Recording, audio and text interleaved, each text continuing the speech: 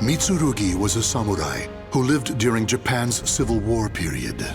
Apprehensive of the increasing use of firearms, he traveled far and wide in search of the powerful weapon Soul Edge, but his efforts proved fruitless. Disappointed, Mitsurugi returned to his domain. To vent his frustrations, he entered a tournament against Tanegashima Firearms. However, this too ended in defeat. What else could a self-made man like Mitsurugi do but face the changing times head-on?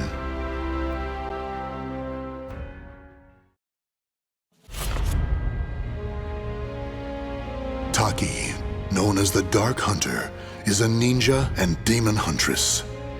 Her quest to find Soul Edge ended in a confrontation with Cervantes, the greatest foe she had yet faced. After a deadly battle, Taki emerged victorious, but not before her beloved sword Rekimaru was shattered. She returned Sofitia, the young girl she saved in battle, to her homeland, and then Taki, too, made her way back home to Japan. Foremost in her mind was the mending of her sword, which she intended to do using a shard of Soul Edge. Alas, the two swords were incompatible, and she had no choice but to give up. However, there was another sword she could try. The enchanted blade she hid before leaving Japan, Mekimaru.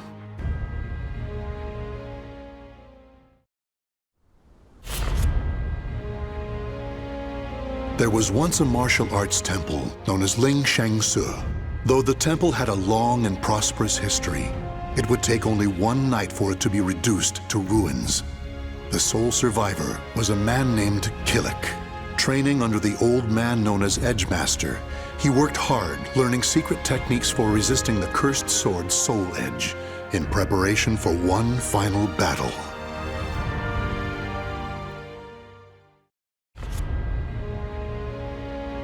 Maxi is a nunchaku wielder who hails from the Ryukyu kingdom.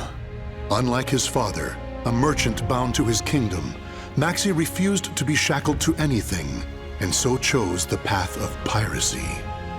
With his eyes on the wider world and a trusty crew in tow, he set sail, drifting from adventure to adventure as he saw fit. Now, bound for India, Maxi's ship headed toward Southeast Asia.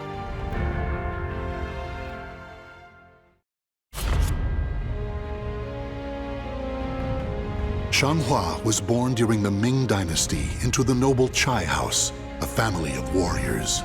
Fatherless, she was raised well by her kind and protective mother. In time, she learned to use her mother's Chinese sword to practice ancient techniques. Though her mother passed away at a young age, Xianghua continued to devote herself to the sword, and in time, became proficient enough to do her family's name proud. Her life, however, was on the verge of taking a sharp turn.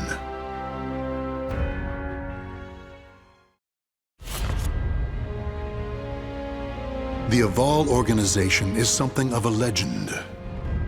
Long ago, the king of a knightly order took up the spirit sword to confront the wielder of the cursed sword. Lurking in history's shadows, the secret society has persisted through the ages.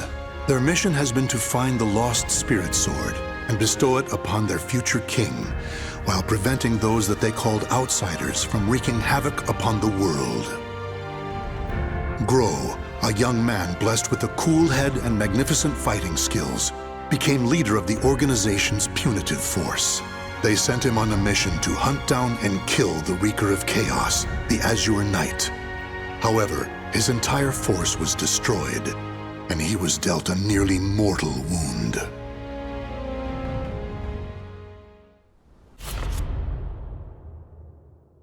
Interim report on the Aswell surveillance mission. The subject was born into a family of doctors who conducted research on plagues. As well as modern medicine, he pursues knowledge in numerous other fields, including history, martial arts, fine arts, literature, and human culture. His broad knowledge and intellectual pursuits gained him entry into the organization. He contributes greatly to our group, including his research on ecological theory and artifacts, particularly those who've lost their humanity. In recognition of his deeds, he was rewarded with a seat among the 12, the organization's supreme decision-making body. Currently, the subject is assigned to our branch in Northern Europe, researching the evil seed phenomenon, which occurred yesterday. This ends the report. The following document contains an interaction with the subject.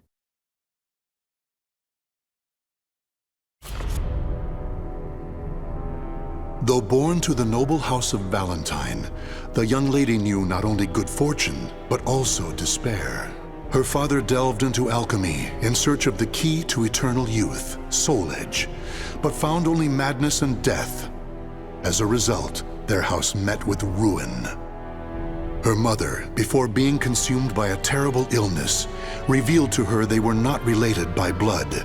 Even so, the young lady's love for her parents was unfaltering. Following in the footsteps of her father, she devoted her life to alchemy and eventually found herself faced with the truth about Soul Edge.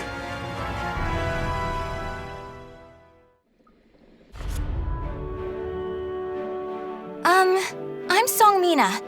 I grew up in the Song Dojang run by my father. 3 years ago, I went on a quest for Soul Edge, known as the Sword of Salvation, to protect my land. My quest went pretty well for a time, but then Huang brought me home. I guess it was wrong of me to run off without telling my father and all.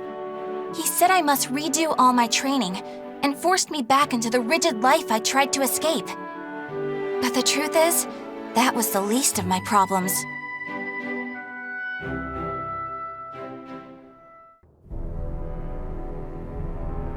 The malevolent cult Fegal Sestimus, or the Guardians of Truth, worshippers of Paldea, the god of destruction. In preparation for the day when all will be cleansed, the group performed horrific ceremonies and experiments in underground shrines across the globe. In 1583, which the group calls the Year of Saturn's Crimson Serpent, they were able to make contact for the first time with Paldea the Executioner. Deliver the Sword of Judgment, Soul Edge, to my altar. Only then can the purification begin. Upon hearing this revelation, High Priest Kunpetku devoted himself to the nefarious forbidden arts in order to create a golem of fearsome power. Now, Astaroth, a warrior forged by human hands for the sake of claiming Soul Edge, is nearing his awakening.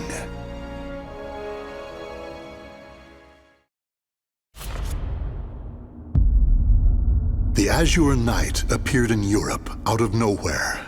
Bound to no state, his endless, indiscriminate slaughter earned him the title Nightmare. Every night, Nightmare appeared, committing acts so heinous, he soon became a symbol of fear. Still, despite rumors about him spreading like wildfire, his true identity remained a mystery.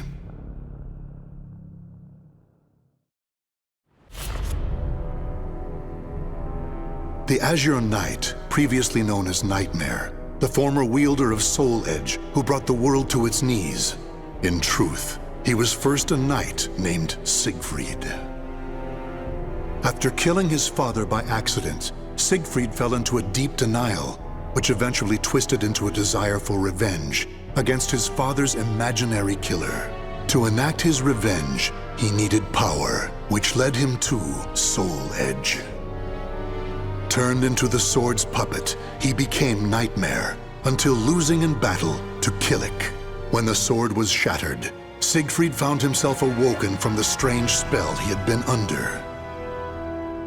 Though freed from Soul Edge's grasp, he now had to face the fact that it was he who had killed his father.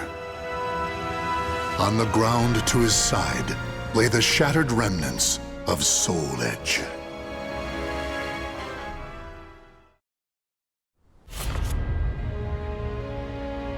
Sophitia was a baker's daughter, chosen by the gods to become a holy warrior.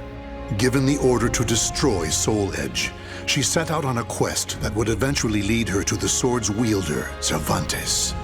In a fearsome battle, she was able to destroy one of the swords.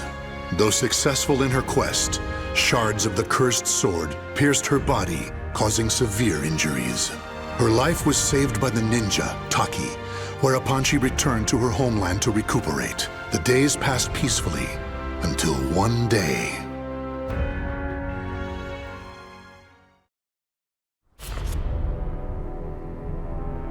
Ask any adventurer, and they'll know of Verci, a wealthy merchant from South Italy, and his underground treasury, the Money Pit. After getting rich in the weapons trade and earning the title of Merchant of Death, Verci set sail with his fleet to find the legendary Soul Edge. But during his quest, Verci learned his entire fortune had been lost in the chaos of a war that broke out in Italy.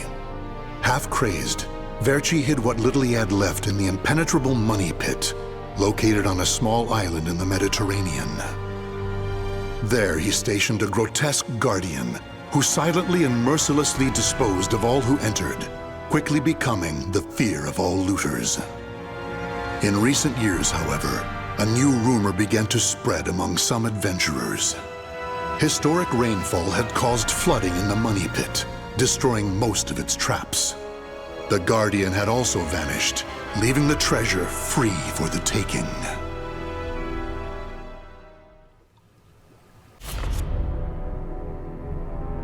The Manchi clan, a group of Japanese ninjas known for their unusual powers, maintained neutrality even as their country was embroiled in civil war. Fearing their strength and their defiance, the nation's chief warlord ordered every man, woman, and child be killed. However, one survived, Yoshimitsu, next in line to succeed the chief and a master swordsman. He single-handedly took on the warlord's army, dealing them a hard blow, but they eventually overwhelmed him, severing his right arm. Despite the countless pursuers sent after Yoshimitsu, he vanished without a trace. That is until one day, an agent for the warlord received word that Yoshimitsu had been sighted.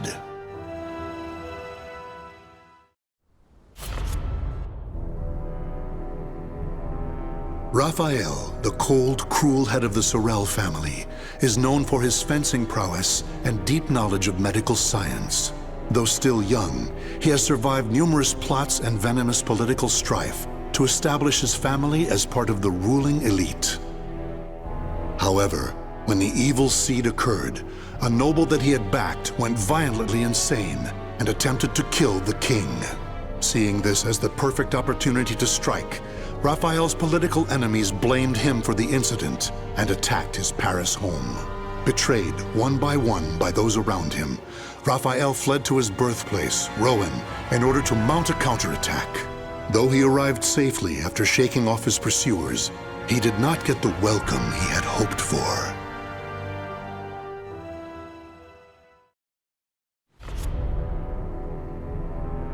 In the shadows of Europe lurks a group of assassins known as the Bird of Passage. One member, Tira, was born and bred to be an assassin. The moment the evil seed happened, Tira was undertaking a mission. Under the influence of the evil seed, her group's leader went insane, causing the other members to scatter. As a result, she was cast out into the world. Through a stroke of good fortune, a family took her in. However, her newfound stability was to be short-lived. Over the most trivial of things, Tira exploded with rage and ended up killing her entire family.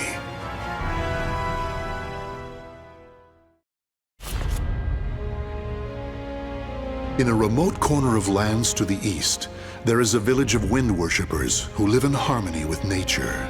Talim was born into a family of shamans and raised as the last priestess of the winds amid the encroaching Western civilization that threatened their way of life. Due to her great sensitivity to the spirit world, Talim was heavily affected by the evil seed and nearly died. As time passed, Westerners began to visit her village, and one happened to bring with him a certain metal shard. The elders who saw this vitality charm instantly realized it was dangerous, for it was a shard of the cursed sword, Soul Edge.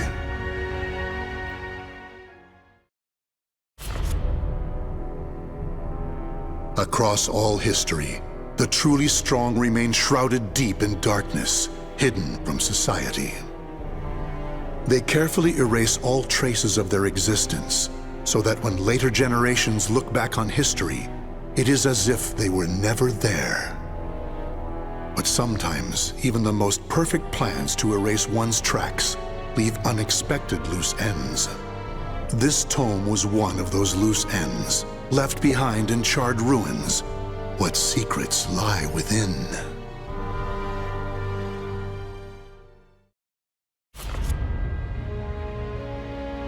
Witchers are known as warriors with unusual powers, the slayers of monsters and fiends, and eliminators of other forms of devilry. One day, the elite witcher Geralt took on another contract, his task to subdue a sorceress. The now aged woman, though ever strange, had been greatly respected, yet in recent years, rumors had spread that she was dabbling in the dark arts. She had achieved prominence as a researcher of planes, but if she were to call forth a demon from another dimension, it could have grave consequences. Accordingly, she was a threat to be assessed and, if found guilty of iniquity, a threat to be contained. In search of the truth and prepared to mete out punishment as necessary, Geralt made his way to the ruins of a citadel standing amidst marshlands. The streets of the French colonial empire ran red with blood as nobles waged their ceaseless feuds. But such power and politics were far removed from a young girl who knew only the slums of Rouen.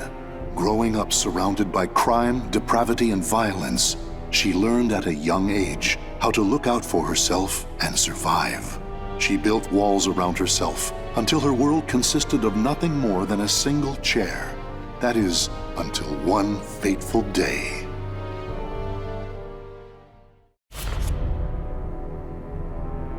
Three years have passed since Lord Dumas left his fortress city in the south of France on a pilgrimage. Raphael, having been named Lord Dumas's heir, officially adopted Amy as his daughter. Amy spent her days receiving a noblewoman's education, while further honing her unparalleled skill with a sword. However, it was unlikely she would ever use those skills in actual combat, or it would have been had her keen eyes and cautious nature not caught wind of the danger threatening her land.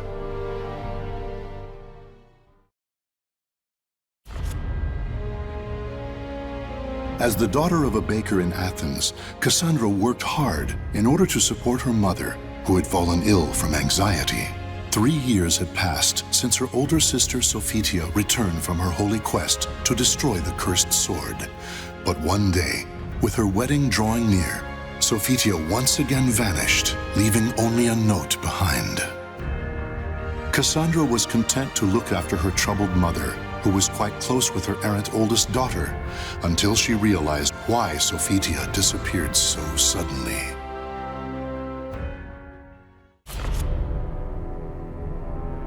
Wolf-Krone. Wedged between the Kingdom of France and the Holy Roman Empire, this small European kingdom on the west bank of the Rhine traces its roots to its guardian beast, the wolf.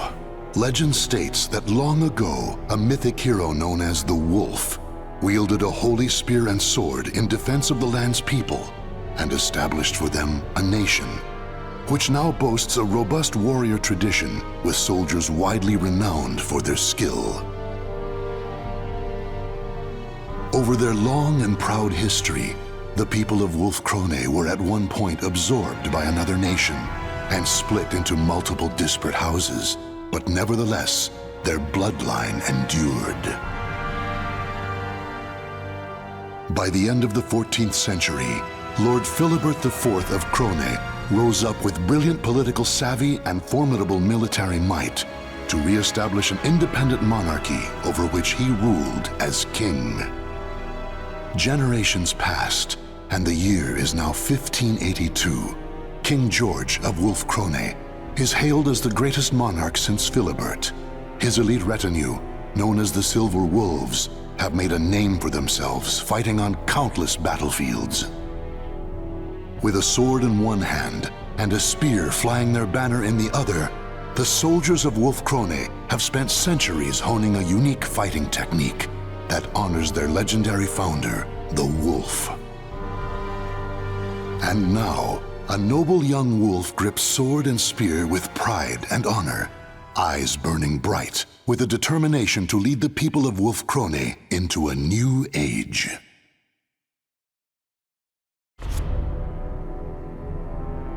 5 years have passed since the baleful light wrought its calamity upon the kingdom.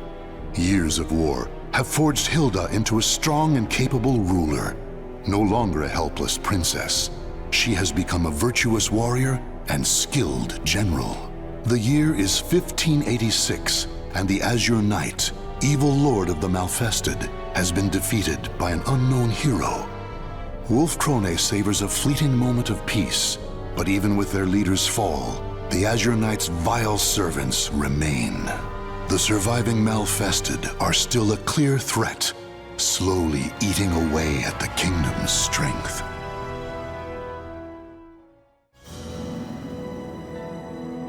Setsuka, the Batojutsu warrior of golden hair and bright blue eyes. Born to Japanese and Portuguese parents, she lost her family not long after birth. Her unique looks earned her nothing but scorn, and soon she fled her home. She was found by none other than Shugen Kokonoi, a young warrior studying Shinden Tsushima Ryu Batojutsu. He took her as his disciple, trained her day and night, and built her into a strong and beautiful woman. But now she faces a trial harsher than any before. Shugen is dead, having suffered fatal wounds in a duel. Bereft of the only person she considered family, Setsuka wanders without purpose.